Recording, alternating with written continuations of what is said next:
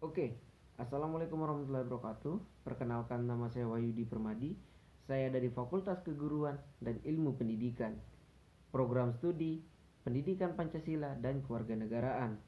Oke kawan-kawanku, di sini kita akan membahas tentang konsep dasar pemerintahan daerah dan pemerintahan desa.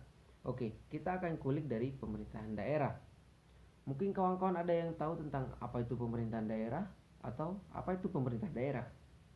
Ya, mungkin ada juga yang nggak bisa membedakan dua hal tersebut. Oke, di sini kita akan membahas tentang pemerintahan daerah.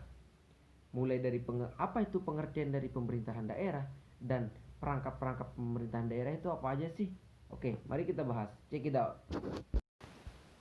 Pemerintahan daerah adalah penyelenggara urusan pemerintahan oleh pemerintahan daerah dan Dewan Perwakilan Rakyat Daerah menurut asas otonomi dan tugas pembantuan dengan prinsip otonomi seluas-luasnya dalam sistem dan prinsip Negara Kesatuan Republik Indonesia sebagaimana yang dimaksud dalam Undang-Undang Dasar Negara Republik Indonesia tahun 1945.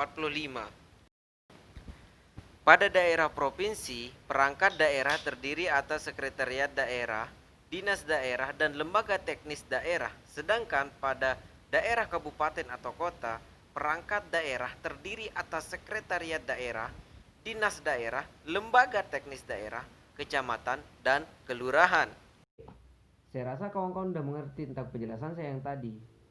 Oke, sekarang kita akan melanjutkan tentang pengertian dari pemerintahan desa dan perangkat-perangkat dari pemerintahan desa tersebut.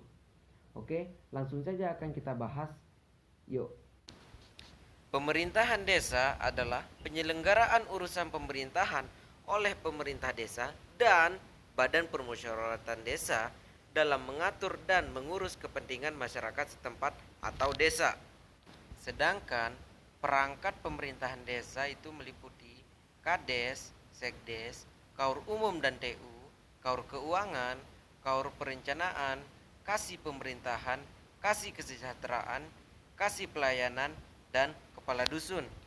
Tadi kita udah membahas tentang pengertian pemerintahan daerah, perangkat pemerintahan daerah, dan pengertian pemerintahan desa dan perangkat pemerintahan desa. Oke, sekarang hubungan antara pemerintahan daerah dan pemerintahan desa itu apa sih? Oke, kita akan membahasnya di sini.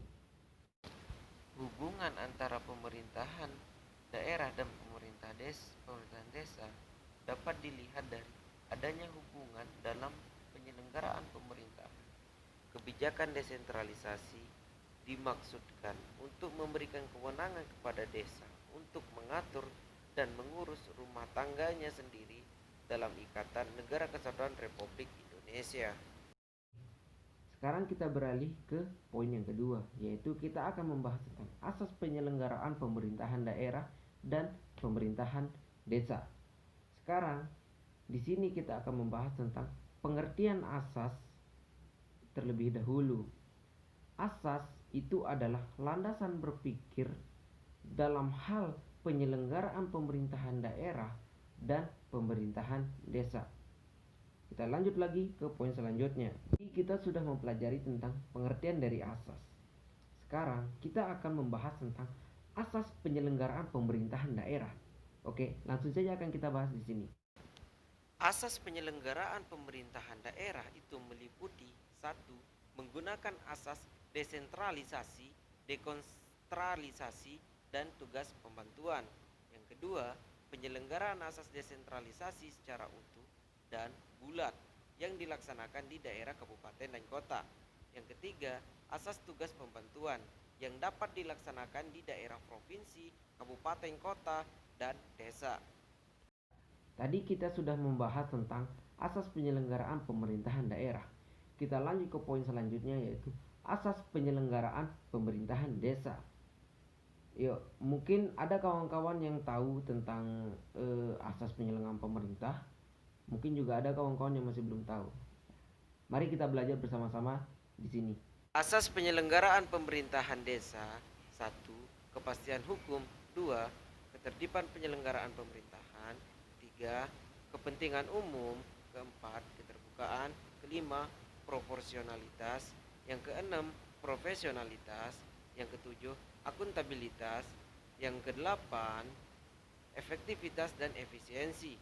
Yang kesembilan, kearifan lokal. Yang kesepuluh, keberagaman, dan selanjutnya partisipatif.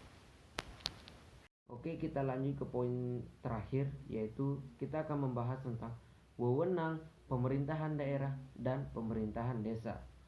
Di sini kita akan mulai dari pengertian dari wewenang. Dalam Kamus Besar Bahasa Indonesia, kewenangan berarti kekuasaan membuat keputusan pemerintahan dan melimpahkan tanggung jawab kepada orang lain. Tadi kita sudah tahu dan sudah mendengarkan penjelasan dari saya, yaitu tentang pengertian dari kewenangan. Selanjutnya di poin keduanya, kita akan membahas tentang kewenangan yang tidak boleh diberikan kepada pemerintahan daerah dan pemerintahan desa. Berdasarkan bab 3 Undang-Undang Nomor 32 Tahun 2004, ada beberapa kewenangan pemerintah yang tidak diberikan kepada pemerintahan daerah maupun pemerintahan desa. Kewenangan tersebut adalah: 1. Politik luar negeri. Yang kedua, pertahanan, keamanan, mendirikan lembaga peradilan, kebijakan moneter dan fiskal nasional. Yang terakhir, keenam, kebijakan mengenai agama atau kepercayaan. Kita sudah membahas tentang kewenangan yang tidak boleh diberikan kepada pemerintahan daerah dan pemerintahan desa. Sekarang kita akan membahas masalah kewenangan dari pemerintahan daerah dan kewenangan dari pemerintahan desa. Kita mulai langsung dari kewenangan pemerintahan daerah. Adapun kewenangan pemerintahan daerah provinsi adalah: 1. Perencanaan dan pengendalian pembangunan dan perencanaan, pemanfaatan dan pengawasan tata ruang. Yang kedua, penyelenggaraan ketertiban umum dan ketentraman masyarakat, penyediaan sarana dan prasarana umum, serta penanganan bidang kesehatan. Yang ketiga, penyelenggaraan pendidikan dan alokasi sumber daya manusia potensial, dan penanggulangan masalah sosial lintas kabupaten atau kota. Yang keempat, pelayanan bidang ketenaga kerjaan lintas kabupaten atau kota, fasilitasi pembangunan kooperasi, usaha kecil dan menengah termasuk lintas kabupaten dan kota. Yang kelima, pengendalian lingkungan hidup, pelayanan pertahanan termasuk lintas kabupaten atau kota, pelayanan kependudukan dan catatan sipil. Yang keenam, pelayanan administrasi umum pemerintahan, pelayanan administrasi penanaman modal termasuk lintas kabupaten atau kota.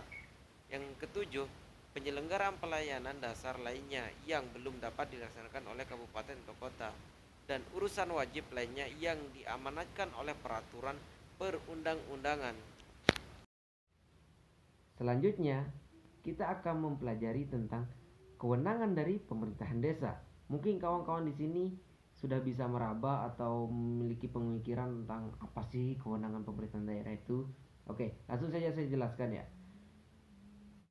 Dalam peraturan menteri pasal 5, kriteria kewenangan lokal berskala desa meliputi: A. Kewenangan yang mengutamakan kegiatan pelayanan dan pemberdayaan masyarakat. B. Kewenangan yang mempunyai lingkup mengatur dan kegiatan hanya di dalam wilayah dan masyarakat desa yang mempunyai dampak internal desa. C. Kewenangan yang berkaitan dengan kebutuhan dan kepentingan sehari-hari masyarakat desa. D. Kegiatan yang telah dijalankan oleh desa atas dasar prakarsa desa.